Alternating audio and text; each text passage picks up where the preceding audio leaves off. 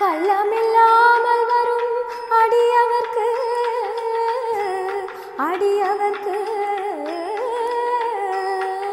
கள்ளமில்லாமல் வரும்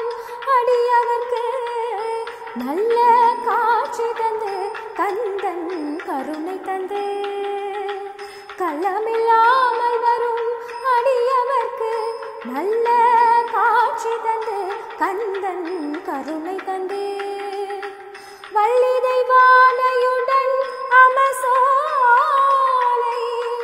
வள்ளி தெய்வானையுடன் அமசோலை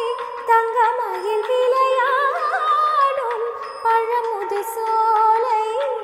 மயில் விளையாடும் பழமுதி சோலை